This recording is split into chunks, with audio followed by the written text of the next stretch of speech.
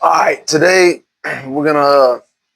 I got this new Rabaconda a little while back as a gift from a buddy of mine, and I've always wanted a mini Rab, but I couldn't see any use for it because there's nothing to hook the tire tool to or nothing like that. But I have used it, and it's pretty good. So, 14-inch rear tire coming off KX85. First thing we're gonna do is take the rim lock, loosen it up. I like to use a ratchet wrench; it's a lot quicker. You could use a socket. I mean, you can use a boxing wrench if you want. And I just keep it in my back pocket. So first thing we do now that that's loose, we're just gonna take this tire breaker and try to break that sucker off a little bit like that. Need some tire tools, obviously. These two will work. So what you want to do is use a straight in is what I prefer.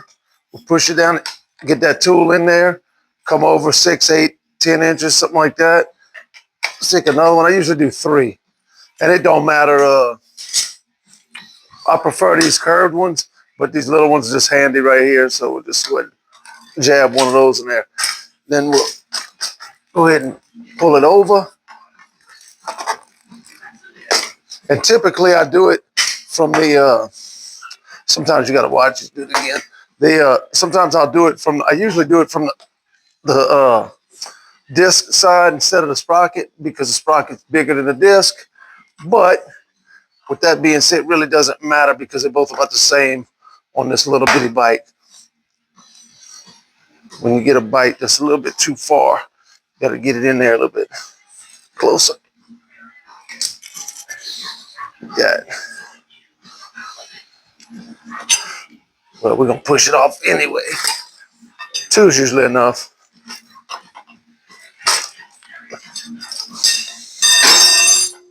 Pull this out. Then you flip it over. And right where you started to push it off at, right there, that's where you want to start working it off. And then you just go around it. You push it off real quick like that. And after that, there's your rim lock right there. You get it down nice and tight. And this is where the Rabaconda is worth all its money. You just push that sucker off, and it's off. It's completely off. So now, I need this moose out of here to put in this new tire. So, I'll stand by while I swap that over. We'll be right back. All right, we're back. I put the bib inside here. This one has a little chunk, which would be I put a piece about this big in there to fill it out. This tire, I think, is directional. Let's find out. No, I don't think it is. Double check. It is not. Okay, so we're going to go with it. All right, so first thing you do is make sure the rim lock is back. Hook it underneath the rim lock, just like you would on a 2. Anything else. Then I push my leg like such. Catch one of these with the scoop edge. And sometimes you need 2. Sometimes you can do it with 1. I'm going to do it with 2 because it's such a little tire. I don't do these too often.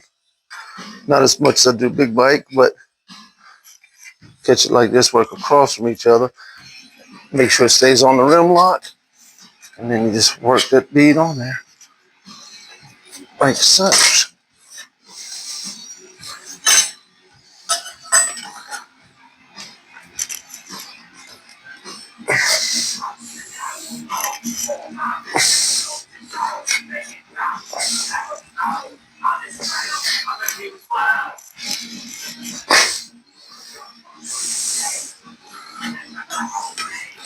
And this one should do it.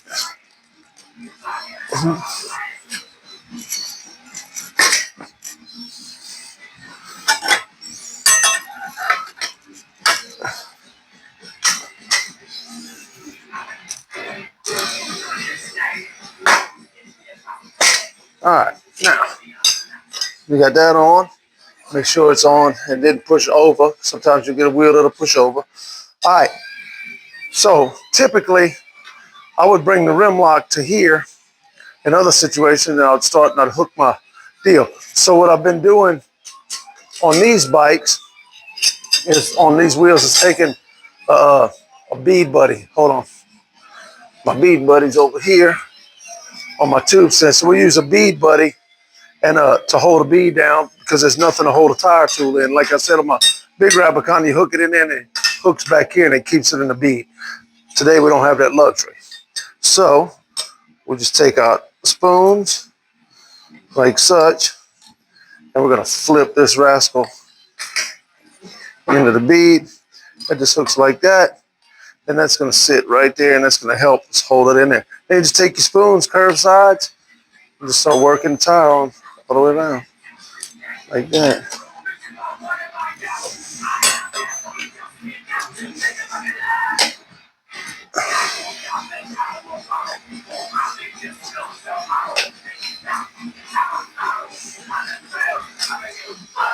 Now this is a big mistake a lot of people make when they're installing bibs. Tires starting to get tight. This is where people break the beads all the time, constantly breaking beads. All you gotta do is real simple. Take another spoon, go in there backwards, you're gonna dig into it, put it right there, just push it down in. This is where some people get really creative. I've had to get creative where I might have to do a reach over or reach around. Just never know. But you want to keep taking small bites. Don't try to overbite. And you start just suck down in there. It's like that. And then once it sucks down in there, you're good to go. Let me make this thing turn so that you can still see. All right, now we're getting close to the rim lock. So what I'm gonna do is I'm gonna get this spoon in there. That's where you scratch your rims and stuff, so don't even worry about it because you're gonna scratch them anyway. Now I'm gonna take this spoon back out because it's already sucked in. This is the only tricky part on this little bitty Rabiconda. You find something to hook it to, like right there, they push it in real easy, and then we'll just roll this over and it should go right behind the rim lock.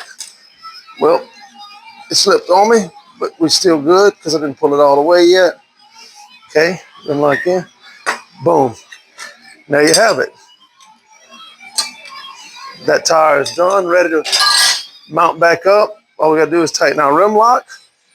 It didn't quite seat all the way in one little spot.